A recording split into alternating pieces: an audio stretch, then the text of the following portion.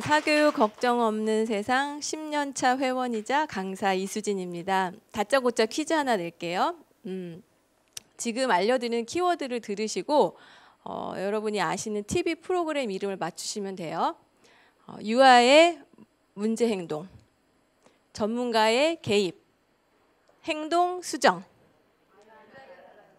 네, 맞았습니다. 우리 아이가 달라졌어요. 근데 그 우리 아이가 달라졌어요 딱 이렇게 말할 때 그때 깔린 정서는 뭘까요? 정서. 그때 우리 아이가 달라졌어요라고 말할 때 그 정서. 네. 그건 이제 생각에 가깝다고 한다면 그 말을 할 때 우리 느낌, 감정? 우리 아이가 달라졌어요. 기쁨이죠. 기쁨, 감격, 뭐 감탄 이런 거일 것 같아요. 그런데 이 똑같은 말을 우리 애가 달라졌어 이렇게 말하는 때가 있어요. 여기에는 뭐가 깔려 있냐면 분노 또는 황당함 또는 안에 눈물도 담겨 있을 수가 있겠죠. 언제 우리가 이런 때를 만나죠? 네, 맞아요. 사춘기예요. 저는 사교육 걱정 없는 세상을 첫째 아이의 사춘기 진입하는 시기에 만났고요. 그리고 10년이 지난 지금 둘째 아이의 사춘기 마지막을 겪고 있습니다. 10년째 자녀의 질풍노도를 겪고 있는, 버티고 있는 대단한 엄마입니다. 예, 여러분 사춘기 아이들이 가장 많이 하는 그 말이 있어요. 사춘기 딱 되면 애들에게서 입에서 항상 이런 말이 튀어나와요. 아 짜증나, 아 짜증나. 사실은 그걸 10년째 듣는 엄마도 사실은 더 많이 짜증난다는 거 우리 애들이 아는지는 모르겠는데 아이들은 이렇게 사람 옆에 있는 부모의 마음을 굉장히 많이 뒤집어 놓는 그런 시기이죠. 이때 뭐 특징들 여러분 말 안 해도 너무 잘 아실 것 같아요. 뭐 세상이 자기를 중심으로 돌아간다 생각하고 나는 특별하다 이런 생각 갖고 있죠. 그리고 또 하나는 모두가 자기를 주목한다고 착각해요. 그래서 두부 사오라고 심부름 시키면 거울 앞에서 최소 10분. 그래서 두부가 도착할 때는 된장국에 다 쫄아 있는 그런 상황을 몇 번씩 경험해요. 혹시 여러분 아직 사춘기 자녀가 없으신가요? 네, 가까운 미래입니다. 근데 이제 저희가 바라보는 사춘기 자녀 아이들의 특징이 그렇다면 아이 스스로는 어떨까요? 아이 스스로 나한테 뭔가 변화가 생겼어. 그 아이들은 어떤 느낌일까요? 네, 아이들이 참 혼란스러워 하더라고요. 갑자기 깔깔거리고 웃던 아이가 갑자기 고개를 숙이고 한숨을 쉬는 거예요. 그래서 왜 그래? 몰라 나도 갑자기 기분이 나빠졌어. 롤러코스터, 감정의 롤러코스터를 아주 심하게 타는 걸 제가 여러 번 봤어요. 예, 그런 시기를 아이들이 혼란으로, 갈등으로 받아들이고 있는 거죠. 그러면서 애들이 이래요. 이런 말을 또 많이 해요. 아 짜증나 다음으로 많이 하는 얘기는 내가 알아서 해. 내가 알아서 할 거야. 엄마 신경 꺼. 이런 말 하죠. 근데 그 다음날 또 어떤 말을 하는지 아세요? 엄마 나한테 관심 있어? 도대체 어떡하란 말이에요? 예, 엄마가 무슨 정말 너무 힘들어요. 아이들한테 맞추려면은 이 아이들이 이러는 이유는 단 한 가지예요. 정체성을 찾아가는 시기라서 그래요. 내가 도대체 누군지, 여기가 어딘지, 나는 누구인지, 아까 좀 전에 말씀하신 대로 나에게 행복을 주는 삶이 어떤 것인지, 나한테 어떤 것이 의미 있는지 사실 이런 것들이 점점 이 아이들 속에서 질문으로 올라오고 있는 시기거든요. 그런데 우리는 그 아이들한테 뭐라 그래요? 발 씻었니? 숙제했니? 시험 공부했니? 이런 아주 하찮은 질문들로 아이들을 속 시끄럽게 만들고 있지 않나 해요. 근데 사실 힘들죠. 그걸 지켜본다는 게. 그런데 중요한 건 그 갈등이 없으면 그 아이들이 겪는 그 혼란의 시기가 없으면 20대, 30대 넘어가서 뒤늦은 방황을 한다는 게 문제예요. 그래서 어떤 상황이 벌어져요? 자기가 없는 상태로 30대, 40대를 살아간다는 거죠. 전문 용어로 얘기하면 이걸 정체성 유실이라고 하더라고요. 자기 정체성이 없이 그냥 가. 그 대신 그 안을 채우고 있는 건 뭘까요? 부모의 기대, 부모의 목표가 자기 것이 되는 거죠. 이 상태로 가는 삶이 얼마나 고달프겠어요. 뒤늦게 찾았을 때, 뒤늦게 그것을 알았을 때 어디부터 시작해야 되지? 이런 혼란 속에 다시 한번 휘말리게 되겠죠. 이제 그렇게 부모의 기대가 나의 목표가 되어버린 경우에 결국 그런 부모와 그런 자녀의 조합이 바로 캥거루족이 아닐까 싶어요. 끝까지 엄마가 책임을 져줘야 되는 상황이 벌어지는 거죠. 그래서 이런 말이 있더라고요. 청소년기 동안에 갈등하지 않는다는 것은 심리적인 성숙이 이루어지고 있지 않다는 불길한 조짐이다. 이런 말이 있더라고요. 그러니까 결국 이 시기에 아이들이 겪고 있는 갈등과 혼란은 무죄, 정상이란 얘기예요. 자, 이 아이들이 자기를 찾아가는 여행을 시작할 때 우리가 해야 할 역할이 있겠죠. 부모가 어떻게 그럼 잘 도와줄 수 있을까? 이 아이들 안에서 그 갈등을 좋은 화학적 변화를 일으켜주기 위해서 부모에게 필요한 자세가 있다면 오늘 그 얘기를 좀 하려고 하는 거예요. 사실 여러분 부모는 평생 담임교사라는 말 들어보셨죠? 네, 끔찍하죠? 네, 아이들 입장에서 되게 끔찍할 수 있을 것 같아요. 우리 엄마 변하지 않아. 처음부터 끝까지. 결국 아이 인생에서 부모라는 사람은 변수가 아니고 상수라는 얘긴데 그렇다면 여러분 5살 때의 엄마 모습, 엄마가 자녀에게 해주던 그런 것들이 아이가 15살이 되는데도 똑같이 하고 있다. 그러면 어떤 현상이 벌어질까요? 아이가 뛰쳐나가거나 엄마가 미치거나 둘 중에 아마 하나일 거예요. 못 견디거든요. 왜?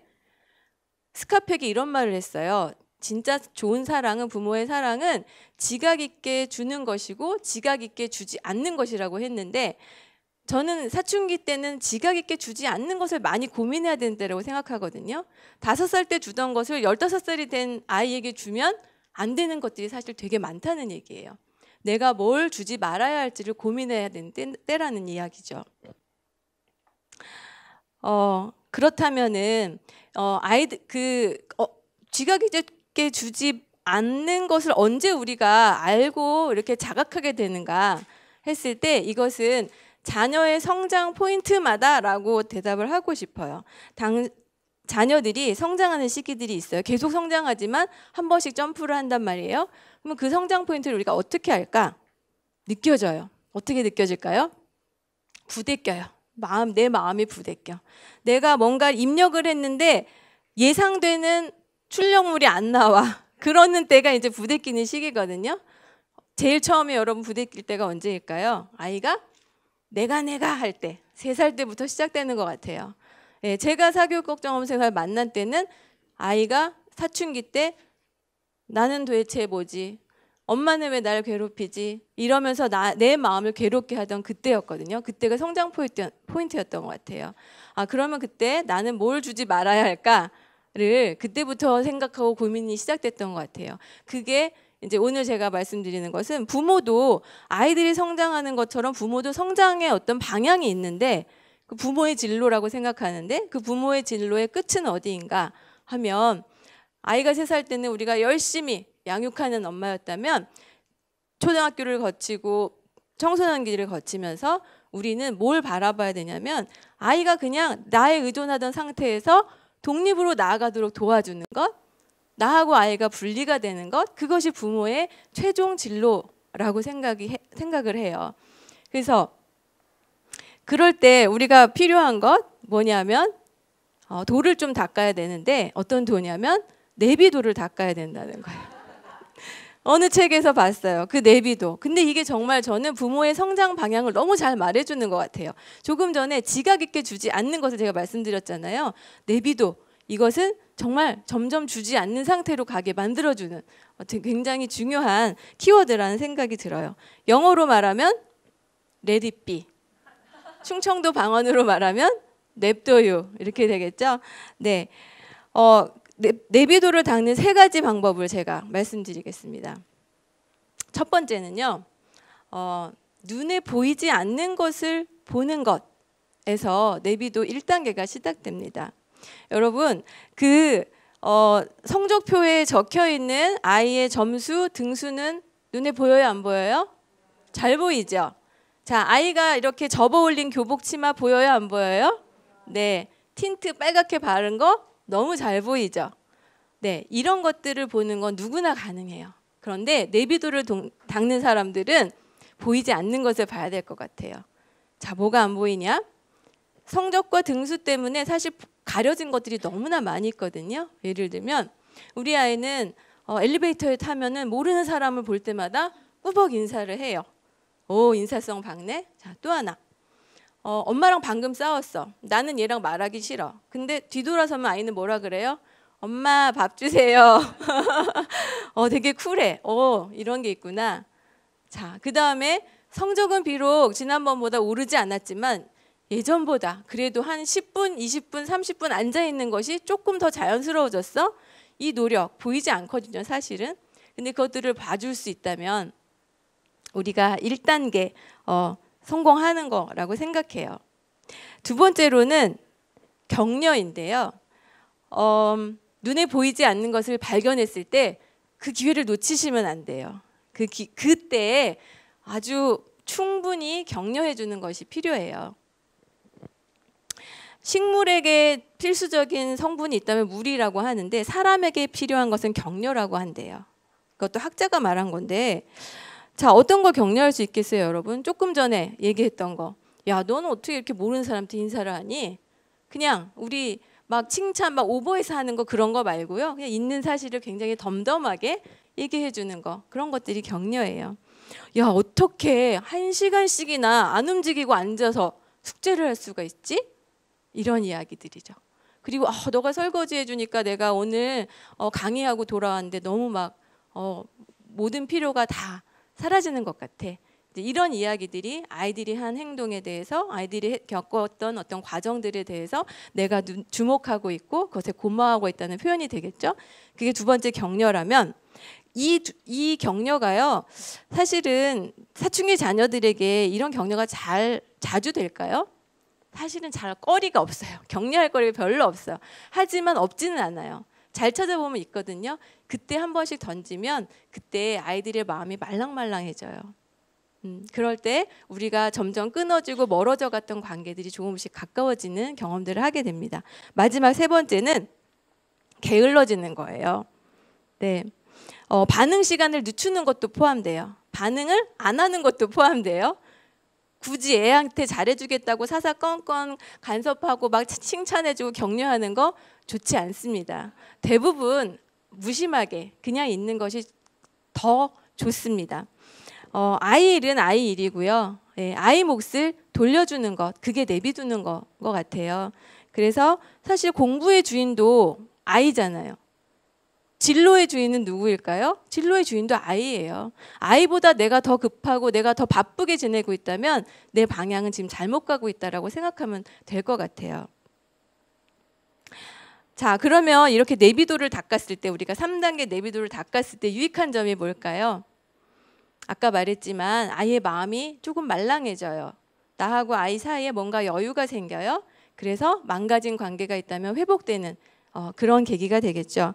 그리고 되게 중요한 거, 저는 이게 가장 중요하다고 생각해요. 내비도를 잘 닦으면요, 내가 편안해지거든요. 왜냐하면 안 바쁘다 그랬잖아요. 막 다 챙겨주는 거 안 해도 되고 아이 몫은 아이에게 돌리기 때문에 뭐가 좋아지냐면, 아이는 그러는 사이에 엄마를 떠나서 세상으로 한 걸음씩 발걸음을 하게 된다는 거예요.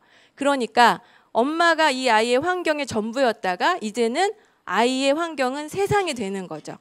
세상이 이 아이의 배움터가 돼요.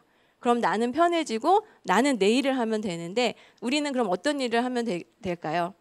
아이의 배움터인 이 세상을 좀 괜찮은 세상으로 만드는데 내가 에너지를 쓸 수가 있다는 거예요.